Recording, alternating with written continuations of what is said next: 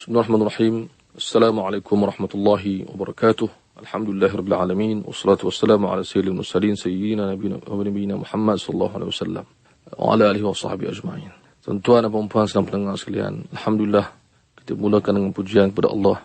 Syukur kerana kita dapat lagi bertemu dalam siri pengajian kitab Mukhtasar Riyadhus Salihin, merenung ayat-ayat Al-Quran dan hadis Nabi sallallahu alaihi wasallam yang dibukukan dalam buku yang berkat ini, memahamkan kita tentang agama, mendekatkan kita dengan Nabi SAW, memberikan kita kelegaan bila kita memahami bahawa dalam Islam ilmu dituntut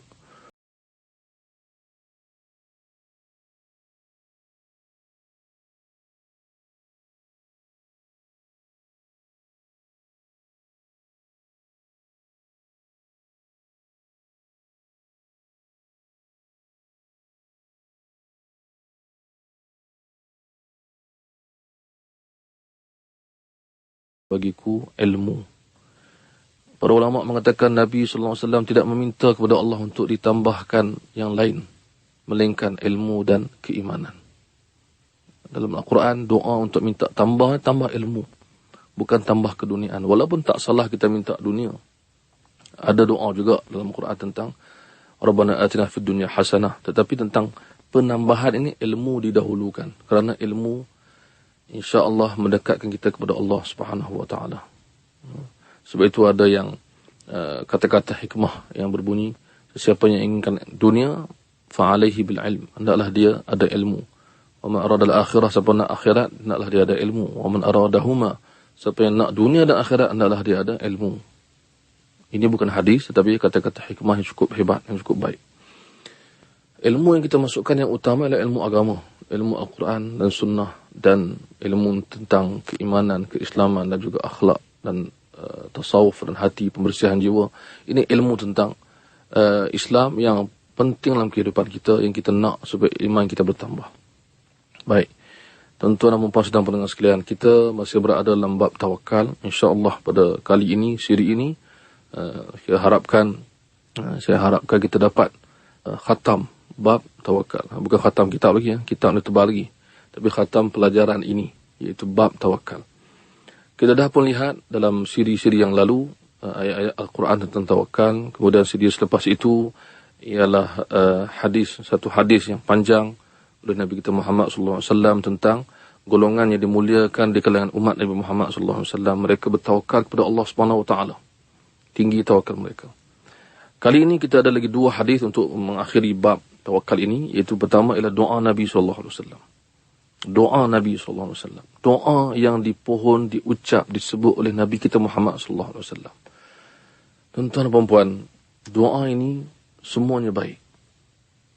Doa yang kita baca, yang kita jumpa, yang kita hafal atau kita baca, semuanya doa yang baik. Dalam bahasa apa pun kita boleh berdoa kepada Allah SWT. Tetapi doa yang terbaik adalah doa daripada Al-Quran dan hadis. Ini kita kena sepakat. Doa semuanya baik. Mintalah kepada Allah apa yang kita minta. Bahkan ada hadis yang menyebut bahawa lintasan hati juga adalah doa kepada Allah Subhanahu wa taala. Tetapi lafaz doa yang ada dalam Al-Quran, lafaz doa yang ada dalam hadis ialah yang terbaik. Contohnya kali ini kita berada di depan doa Nabi Muhammad sallallahu alaihi wasallam. Bagi tuan-tuan yang ada kitab boleh lihat pada hadis nombor 23 pada bab tawakal ini, dan pada hadis nombor 23. Doa yang kita ada adalah doa Nabi SAW.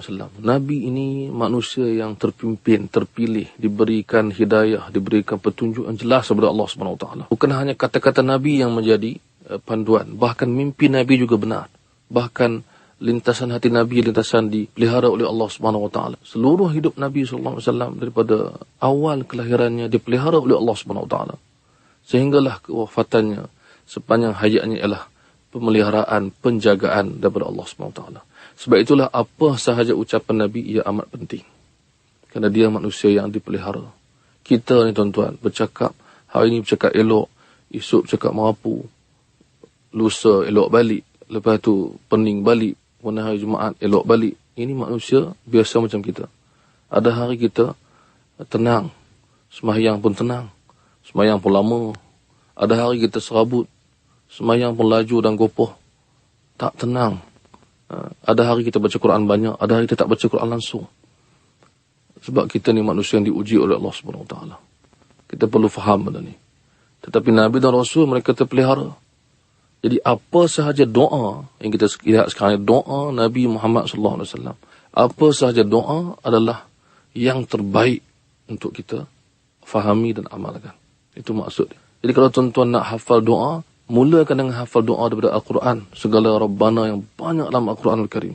Rabbana atina fid dunya hasanah, Rabbana la tuzigh qulubana, Rabbana zalamna anfusana, Rabbana atina min ladunka rahmah. Ini doa-doa dalam Al-Quran Al-Karim. Bila Quran nyatakan doa ini, ia disahkan dalam Al-Quran Al-Karim, bermakna ia yang terbaik. Antara yang terbaik ialah doa Al-Quran Al-Karim. Dan doa yang terbaik juga adalah doa daripada lafaz junjungan besar kita Muhammad sallallahu alaihi wasallam. Dialah yang memahami hubungan manusia dengan Allah. Doa ni adalah hubungan manusia dengan Allah, tuan-tuan dan puan-puan. Doa ni adalah satu pengharapan, satu pengakuan, satu kejujuran. Doa bukan satu lakonan. Doa bukan satu lafaz yang tidak ada makna. Doa ialah pengharapan hati. Ia dilafazkan dengan lisan, dengan ayat yang hebat, yang ikhlas, melambangkan hati. Maka tiadalah lagi doa yang paling baik di kalangan manusia ini melainkan doa Nabi Muhammad sallallahu alaihi wasallam. Manusia yang terbaik, makhluk yang terindah, penghulu segala Nabi dan Rasul alaihi wassalam. Doa Nabi ini, tuan-tuan dan puan, kalau buka kitab hadis, banyak doa Nabi sallallahu alaihi wasallam. Ada ulama yang khususkan bab doa. Ada ulama yang buat kitab tentang doa, kumpulkan doa. Tuan-tuan boleh dapatkan di kedai buku. Dan kedai buku agama ni sebagai satu maklumat tambahan, hendaklah dijadikan tempat kita singgah selalu, tuan-tuan.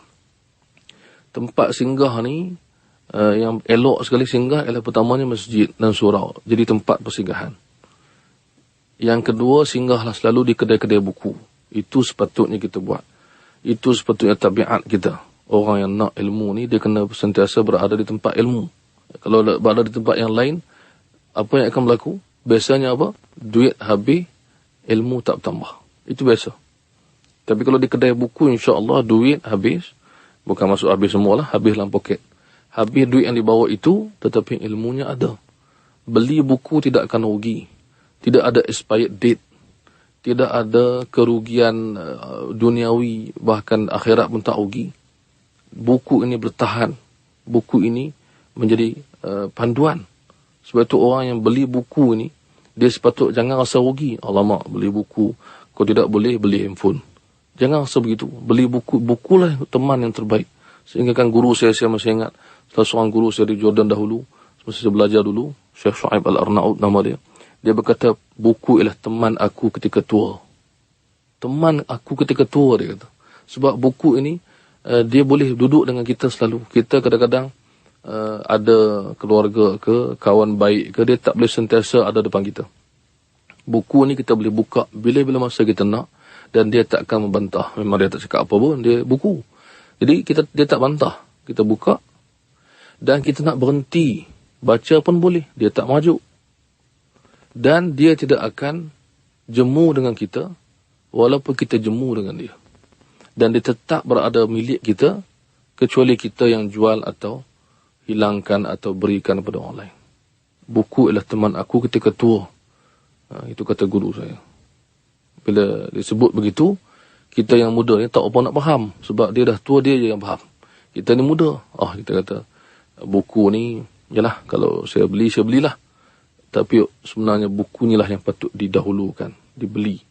Simpan buku tu. Dan saya pernah melihat ramai orang yang kita boleh menggunakan istilah, maaf lah kalau guna istilah ni, tak tepat, iaitu gila buku. Bukan ulat buku, gila buku. Maksudnya dia lebih daripada ulat. Dia beli, sanggup habiskan duit yang banyak. Dia boleh simpan walaupun mengambil ruang di rumahnya atau di biliknya. Dia boleh bawa ke mana-mana. Boleh baca ketika makan, ketika minum, ketika naik bas, ketika berterbang, ketika buku ni.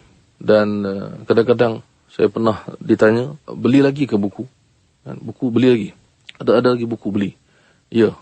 Jawapannya ya. Sebab membeli buku ni tidak akan habis. Tidak akan selesai. Ini ilmu. Dan buku boleh dibawa ke mana-mana. Kita kawan. Sekarang ni kadang-kadang ada orang kata lebih baik beli download buku, application atau e-book dan sebagainya. Bagi saya, ia tetap tak boleh menggantikan buku yang sebenar. Sebab buku yang sebenar dia dapat dilihat depan mata kita. Kita dapat pegang dia, kita dapat tanda dia, kita dapat catat dia, kita dapat ini hubungan lebih mesra. Hubungan dengan e-book ni, dia hubungan dia pun E lah. Dia tak A, dia E. Itu dia. Jadi yang A-nya ialah buku-buku ni jadi tumpuan kita, penuhkanlah hidup kita dengan ilmu, dengan buku, dan kita akan insya-Allah lebih baik daripada orang lain yang tak pentingkan benda-benda ni. Dan saya cukup seronok bila pergi tengok pesta buku. Setiap kali ada pesta buku besar atau kecil, ramai orang yang pergi, yang beli. Memang subhanallah, kita terpaksa akui, alhamdulillah masih lagi terbaik sambutan masyarakat kita pada membeli buku. Tetapi jangan jadi beli menang membeli. Maksudnya jangan beli sahaja.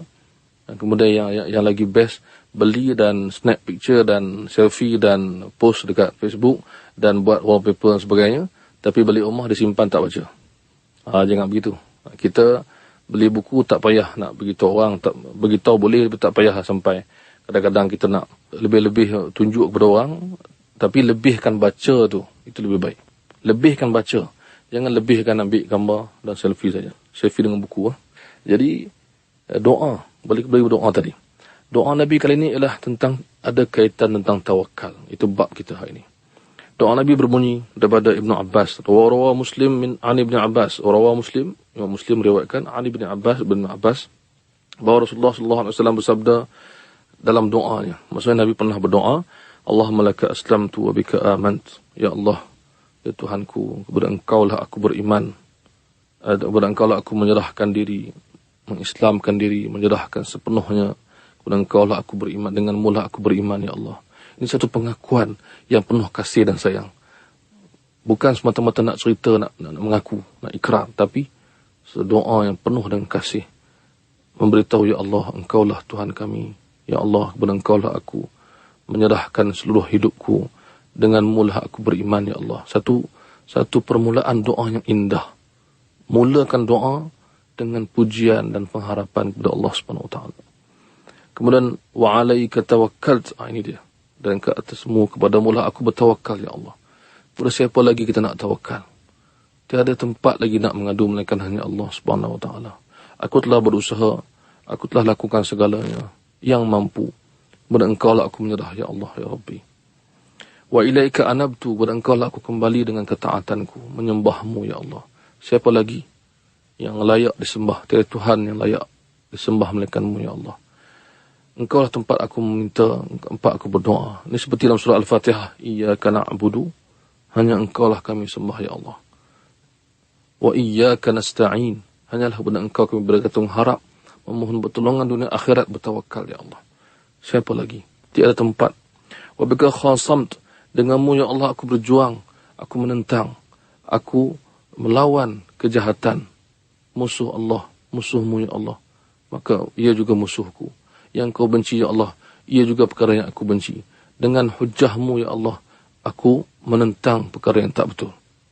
Maka Nabi SAW menyatakan, untuk memahamkan kita, pengikutnya, bahawa inilah tanda keimanan. Cinta dan kasih, benci dan menentang, semuanya disebabkan Allah SWT. Bukan kerana duniawi semata-mata. Sebab itu Nabi SAW dipuji oleh para sahabat. Dia tidak membenci melainkan pada perkara yang melanggar perintah Allah. Dia tidak marah melainkan pada perkara yang patut dimarahi kerana ia melanggar syariat Allah SWT.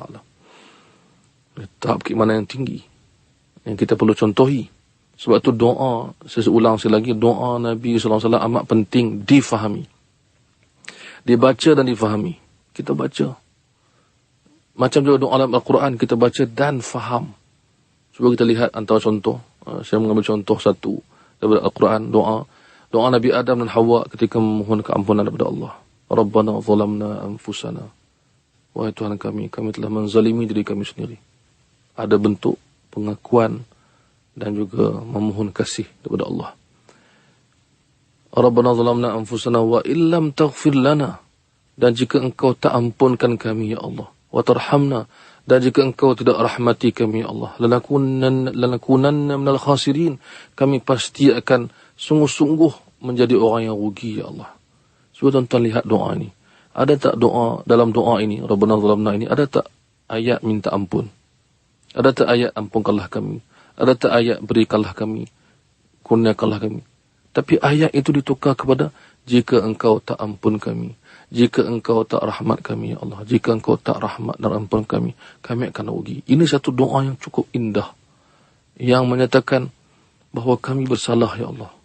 Ini Nabi Adam dan Hawa buat satu kesalahan, diturunkan ke dunia dengan satu kesalahan, dan kita bandingkan dengan kita banyak kesalahan.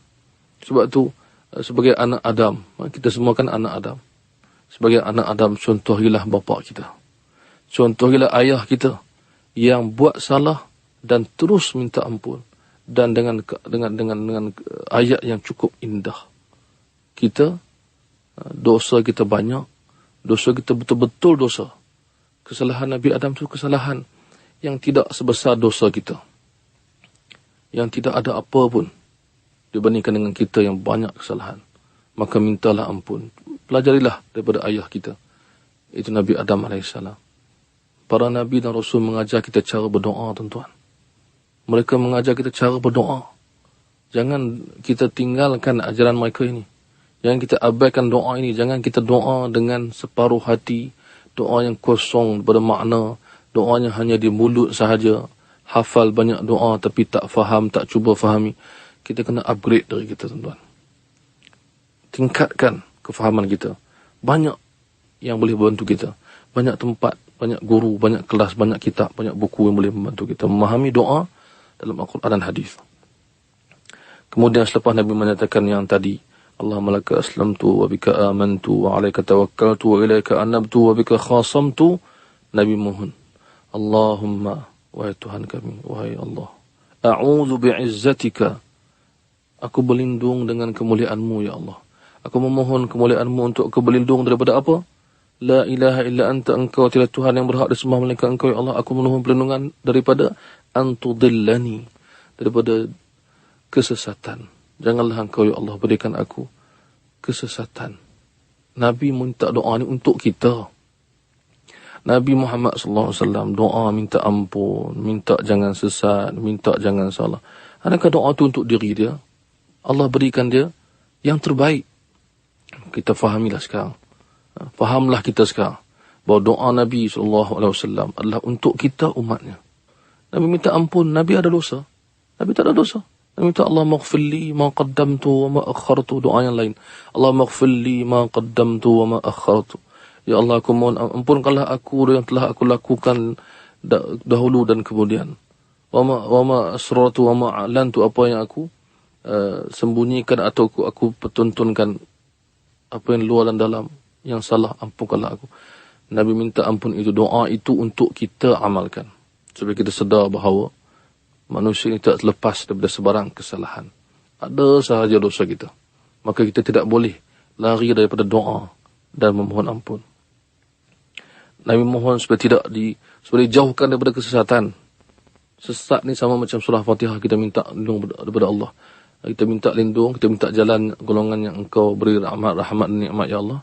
Ghairil maghdubi alaihim, bukan jalan, ya Allah, jauhkanlah kami daripada jalan orang yang engkau murkai, yang dimurkai ke atas mereka, waladdallin, dan juga jalan orang-orang yang sesat.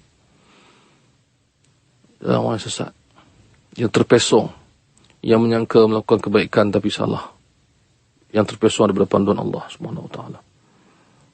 Kemudian Nabi menyambung doanya lagi, antal hayyul ladzi la yamut, antal hayyul ladzi la tamut, wal jin wal insu yamutun. La yamut dan la tamut tu maksud merujuk kepada Allah Subhanahu wa taala. Engkaulah yang hidup, sentiasa hidup, yang tidak akan mati, dan jin dan manusia semuanya mati. Maksudnya apa? Hanya engkaulah tempat kami bergantung, ya Allah. Kami tidak perlu bergantung kepada manusia atau jin yang mereka itu makhluk, yang mereka akan mati. Kami hanya bergantung kepada-Mu, ya Allah, yang tidak pernah dan tidak akan mati. Engkaulah yang hidup, yang ada, yang mengetahui, yang berkuasa dan segala-galanya. Ini memaham kita bahawa kita tidak perlu takutkan manusia dan jin lebih daripada Allah Subhanahu wa taala. Dan bergantung harap kepada manusia dan jin lebih daripada Allah Subhanahu wa taala. Ini satu kesesatan yang Nabi menyatakan dalam hadis ini. Doa ini doa yang amat hebat. Saya cadangkan tuan-tuan dan puan-puan yang mendengar, carilah lagi doa-doa Nabi dan fahami maksudnya dan dalami dan renungkan. baca, penjangkan mata, fikirkan, baca, fikirkan, dan doalah ketika kita ada kesempatan, terutama selepas solat. Dan hadis yang terakhir dalam bab tawakal ini ialah satu keadaan Nabi yang terdahulu, seorang Nabi yang hebat, yang sentiasa disebut namanya dalam Al-Quran Al-Karim, Nabi Ibrahim. Dan kaitan Nabi Muhammad SAW dengan Nabi Ibrahim ni kaitannya amat rapat. Bahkan semua Nabi begitu, saling berkait rapat dari keimanan mereka. Cuma Nabi Ibrahim ini kaitannya antaranya ialah dalam ketentuan dan perempuan biasa ikuti kelas atau pembacaan kitab Syama'il Muhammadiyah. Dalam bab rupa para Nabi itu, dalam bab yang pertama, ada hadis yang menyatakan, yang Nabi sebut bahawa aku pernah diperlihatkan oleh Allah rupa Nabi Ibrahim dan ia hampir menyamai rupaku. Yang paling dekat hampir rupanya dengan rupa Nabi Ibrahim ialah Nabi Muhammad SAW. Bayangkanlah sampai ke tahap itu, ikatan dan kaitan di antara Nabi kita ini dengan Nabi Ibrahim. Dan semua Nabi alaihissalam ada kaitan. Dan Nabi Ibrahim juga, Nabi SAW namakan anak bongsu dia Ibrahim. Itu satu lagi. Dan Nabi sebut, aku namakan dia seperti nama ayahku, Ibrahim. Itu nama keturunan kita, iaitu Nabi Ibrahim AS. Anak Nabi yang paling bongsu yang meninggal semasa kecil, namanya Ibrahim. Ibrahim yang meninggal kecil. Namanya, Nabi namakan bersempurna nama Nabi Ibrahim. Baik. Hadis ini pendek sahaja. Diceritakan di sini bahawa kana akhir qauli Ibrahim AS. Ibn Abbas menceritakan bahawa dia berkata bahawa penghujung ataupun kata-kata akhir Nabi Ibrahim, kata-kata yang diucapkan, dilafazkan Nabi Ibrahim ketika mana dia dicampak dalam api, ialah hasbiyallah wa ni'mal wakil. Ibn Abbas berkata begini, dan ini adalah daripada wahyu yang diajarkan oleh Nabi SAW. Walaupun kadang-kadang kita jumpa sahabat Nabi cerita tentang satu masa dahulu, umat terdahulu, atau sahabat Nabi cerita pasal kiamat atau akhirat sebagainya. Adakah mereka tahu sendiri? Tidak, mereka tahu daripada Nabi SAW. So itu dimasukkan dalam kitab kita, kisah Nabi Ibrahim, iaitu dia mengucapkan hasbiyallah wa ni'mal wakil. Sama macam yang ayat yang kita baca dalam siri tawakal yang pertama dulu, iaitu ayat ketika orang beriman bertemu musuh di medan perang, ketika mereka diberitahu bahawa musuh sedang berkumpul, mereka mengatakan hasbunallah wa ni'mal wakil. Cukuplah Allah bagi kami. Kami bergantung, kami dah bersedia. Allah menjadi tempat kami memberikan harapan, tawakal dan pergantungan. Maka Nabi Ibrahim dicampak dalam api. Kalau tuan-tuan lihat dalam Al-Quran di antara surah Al-Anbiya dan sebagainya, diceritakan tentang Nabi Ibrahim diuji oleh Allah SWT dengan penentangan kaumnya. Ini ada kaitan dengan siri yang lepas, iaitu bagaimana ada para Nabi yang ditentang dan sebagainya. Nabi Ibrahim ketika di usia mudanya, ketika pemudanya, dan ketika berdakwah, mereka, iaitu kaumnya itu, tergamak mereka. Pertamanya, dahlah mereka tak ikut, mereka tak beriman. Mereka seksa dia pula. Mereka ingin menyeksa dia. Tetapi Allah SWT ada. Dan Allah sentiasa menyelamatkan dan memuliakan Nabi-Nabi dan Rasul dan pengikut-pengikutnya. Maka Allah SWT telah menjadikan api itu tidak membahayakan. Dan tuan lihat dalam Al-Quran, ceritakan bagaimana dicampakkan dalam api, maka Allah menurunkan perintahnya kepada api itu. Ya naru kuni bardan wa salaman ala Ibrahim. Wahai api, digunakan perkataan bard, iaitu sejuk. Jadilah engkau sejuk, padam. Bukan padam kepanasan itu. Padamlah segala kepanasan itu. Jadi sejuk. Api jadi sejuk. Tetapi satu lagi perkataan yang penting juga dalam ayat Al-Quran tadi. Wassalaman. Dan satu keselamatan. Maksudnya, Nabi Ibrahim diselamatkan oleh Allah SWT. Bukan hanya sebab sejuk. Kadang-kadang sejuk sangat pun sakit. Maka Allah selamatkan dia daripada panas atau sejuk yang berbahaya. Semuanya Allah jadikan dia selamat. Nabi Ibrahim mengucapkan kata-kata hasbi Allah wa ni'mal wakil. Sudahlah ditentang oleh kaumnya. Mereka cuba buat pelbagai siksaan kepada dia dan sebagainya, tentangan, tuduhan dan sebagainya. Akhirnya mereka campakkan dalam api. Api yang besar, tuan-tuan. Bukan api kecil. Api yang besar. Tuan lihat kitab tafsir. ulama menghuraikan api yang besar dan beberapa hari berberama dalam api itu dicampak. Tetapi Allah jadikan mukjizat, kurniaan dan keselamatan kepada nabinya yang dikasihi, Nabi Ibrahim alaihissalam. Diselamatkan, diberikan bardan wa salaman, sejuk dan selamat. Dan disebut lagi dalam kitab tafsir bagaimana Allah SWT menurunkan malaikatnya untuk menjadi teman Nabi Ibrahim AS. Menghadapi ujian ditemani malaikat. Kadang-kadang manusia ini, kadang-kadang kita lihat manusia ini, mereka tidak faham. Tapi ingat, malaikat ada. Sekurang-kurangnya. Kalau kita fikirkan penentangan kepada dakwah, penentangan kepada Islam, penentangan kepada dakwah para Nabi dan Rasul, cuba kita lihat kesetiaan malaikat bersama dengan para Nabi dan Rasul. Manusia ini ada yang ikut, ada yang sokong, ada yang tentang, ada yang menentang, ada yang cuba membunuh. Tapi malaikat menjadi makhluk Allah yang paling mulia, menemani para Nabi dan Rasul, dan menemani manusia yang beriman. Jadi pada hari ini kalau tuan-tuan, sebagai contoh, kalau tuan-tuan pergi ke masjid dan surau, walaupun tak ada ramai orang ketika solat jemaah, walaupun tak ramai orang ketika kuliah, ingatlah makhluk Allah yang mulia, para malaikat, mencari-cari masjid, mencari-cari kuliah, mencari-cari majlis ilmu dan zikir, datang memenuhi tempat itu walaupun kita tidak melihat. Jadi kita ini ada kekuatan dalaman. Kita faham, kita ada sokongan daripada yang tidak dilihat, yang tidak nampak dengan mata. Dan kita terus berdakwah dan bertawakal kepada Allah walaupun kita diuji dan sebagainya. Maka berakhirlah bab tawakal. InsyaAllah akan datang, dalam suri yang akan datang, kita akan melihat bab tanda cinta Allah kepada hamba. Tanda cinta Allah kepada hamba. Bagaimanakah petunjuk yang kita dapat lihat dan bukti yang kita dapat faham bahawa seseorang itu dikasihi oleh Allah SWT. Dan bagaimanakah pula bukti seseorang itu dibenci oleh Allah SWT. Ini semua penting dalam kita memahami kehidupan kita di dunia ini tidak kekal. Dan kita akan kembali kepada Allah di hari akhirat. Kita sebagai seorang Muslim dan Muslimah sentiasa memikirkan akhirat. Hidup di dunia ini menuju ke akhirat. Hidup di dunia ini dengan segala disiplin dan kebaikan dan kesungguhan, tetapi tidak akan tertipu bahawa dunia ini panjang. Kadang-kadang ada manusia yang bila lama sangat dia terleka. Kan? Contoh mudah, kita mungkin mungkin ada rombongan dan kita singgah di mana-mana.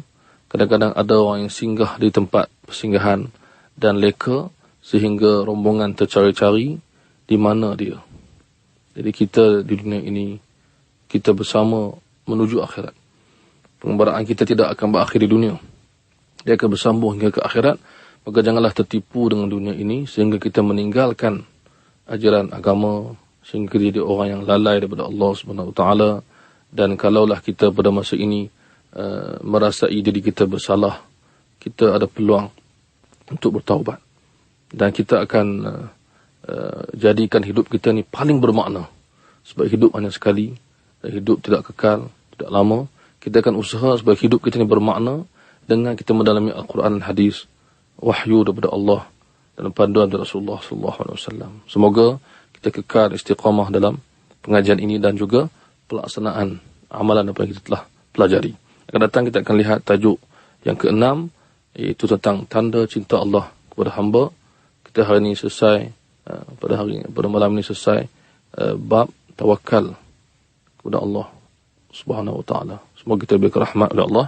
Bertemu lagi dalam seri yang akan datang. Wallahu a'lam. Assalamualaikum warahmatullahi wabarakatuh.